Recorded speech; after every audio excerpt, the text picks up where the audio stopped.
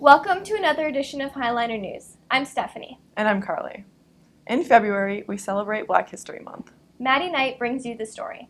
What is Black History Month? Black History Month is celebrated during the month of February. Since 1976, every president has designated February as Black History Month. What was created by Carter G. Woodson and known as African American History Week was used to teach adolescents about Black history. It later became Black History Month and began in 1976 as a way to recognize Black history, including people and events. Former President Gerald Ford recognized Woodson's work and made a week into a month and urged Americans to seize the opportunity to honor the too often neglected accomplishments of Black Americans in every area of endeavor throughout our history. But why is it important? Black history is so important for all to understand and learn about heritage and to be proud of it. What does Black History Month mean to me?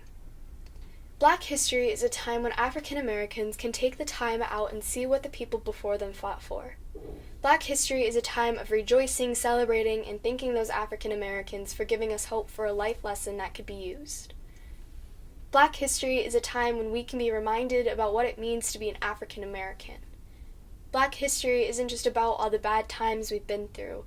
It's about integrity, leadership, and determination. It's about showing your true character. And now you might be thinking, what can I do for Black History Month? Support a Black-owned business. Donate to a Black organization, and there are many. Dedicate time to educating yourself about Black history, and remember to encourage others to participate in Black History Month, even if that just means recognizing it and appreciating Black history throughout the month. Here's some important figures in our history and as of now. There are so many important people in our history, the list could go on and on. And in the words of Morgan Freeman, Black history is American history. For Highliner News, this is Maddie Knight. Every month, top students are selected from the 7th and 8th grade based on certain criteria, such as working to potential, respect for peers and staff, along with being honest and trustworthy. Peyton Puckett shows us January Students of the Month.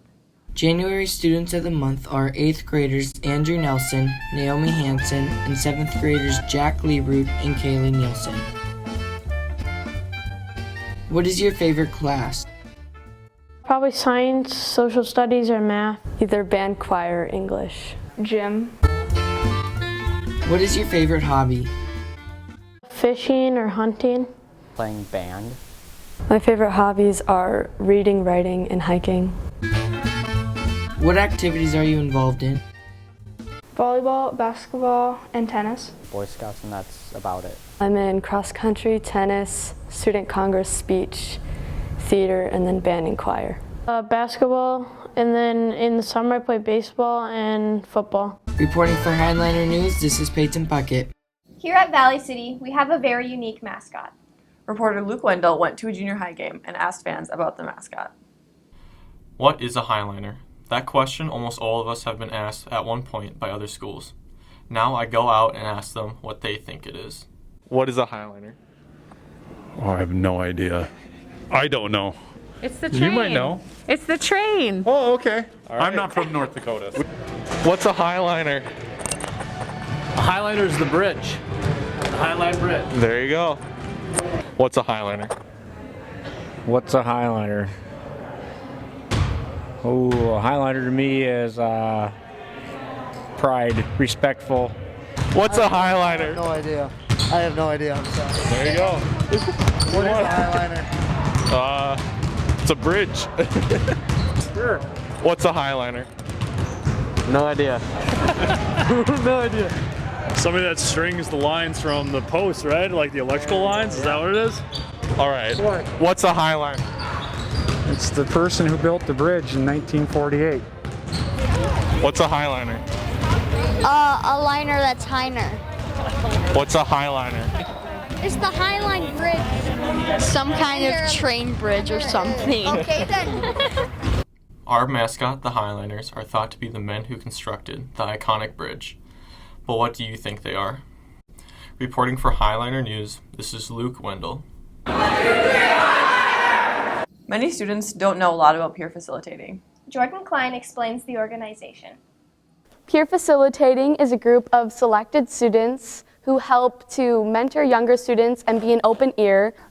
We have like a one-on-one peer buddy, and then we hang out and like play games and talk with them. But we also do blankets for Project Ignite Light. We've also helped with the blood drive every year and setting up and taking down either snowball or homecoming.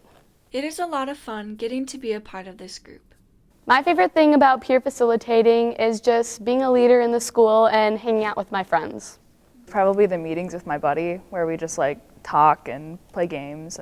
Peer facilitating comes with making a lot of great memories. My favorite memory is probably just the summer that we had the peer facilitating leadership class to become a peer facilitator. When we were all taking the peer facilitating class before COVID, we all went to the lake, and a lot of us had like a lake day, and that was just really fun. Reporting for Highlander News, this is Jordan Klein. Every morning, free breakfast is available to all students. Do you ever wonder how much preparation this meal takes? Reporter Abby Peterson serves up the story. Getting breakfast ready starts as early as the day before. In the afternoon, Carmen and Wendy set up the amount of bags that we need to have for our breakfast in the morning, and we have them sitting on the tables out here so they're ready for us to just start dropping things in the morning. They get to work at 6:30. As soon as we get here in the morning, Wendy and I are usually packing, and every day we put a juice in the bag because we think most everybody drinks a juice, and then we put the entree in the bag. Some days we put a fruit in the bag. Every day we have a crate of milk available for anyone who wants a milk. They usually make around 180 sacks every morning. We had a record day one day where we had it done in about a half an hour, but usually it takes us closer to an hour by the time we pass by the bags. At least 3 times we go by the bags, putting the juice, the entree, and the napkin in there. The Express with Wendy and the Rail with Christy, they both have items available, so if there aren't any bags at the doors, they can get some ready in quick fashion if the doors run out. For Highlander News, this is Abby Peterson. Time to recap some local sports. Sports reporter Kale Griebel takes a look at basketball and wrestling in this segment of Highlander News Sports Network. Done.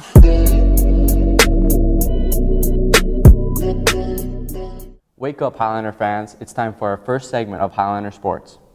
Over the past 2 weeks, we've been very busy with all the games being played. Starting with the boys basketball game against Fargo South, we see what senior Derek Deagle has to say. Last Friday's game felt pretty good. We came in there with high energy and walked out with a dub, and that's always a good feeling. I mean, we're competing with a lot of teams, and we showed that again on Friday night, that we can compete, and anyone in the East is ready to go down. The Highlander ladies also headed to Fargo South, where they were victorious after a close game of 52-53.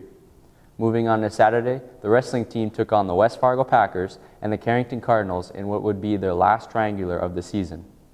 220-pounder Carson McGough tells us about the matches. Pretty good. They went well. Beat both teams with, a decent margin. Feeling really good. We won really all of the, swing matches, the matches that could go either way, so that was really good. We are the #1 team in the East, so showing everyone that we are here for real. What's next? Winning the state dual title, for sure. That's the only goal. Tuesday, February 9th was filled with more Highlander basketball. The boys traveled to Fargo Shanley, where they were defeated after a game of 77-49.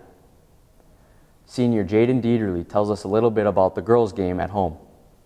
I felt pretty good. We played really good in the first half, and then we just lost in the second half a little bit. But I like the way we play. The competition, they were good.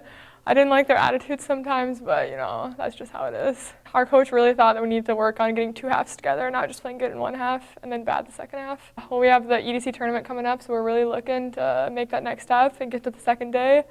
And then anything's possible, so hopefully state maybe. And that's all, folks. Stay tuned for our next edition of Highlander Sports. Next week, VCHS will be celebrating Snow Week. Here's a preview to the week's activities.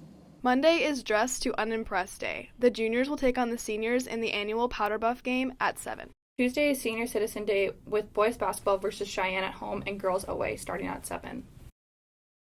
Wednesday is Zoom Day. Thursday is frat day with girls basketball at home versus West Fargo and boys away starting at 7. Friday is Blue and White Day with gymnastics at Jamestown. For Highlander News, this is Amber Knudsen. Thank you for joining us for this edition of Highlander News. I'm Carly. And I'm Stephanie.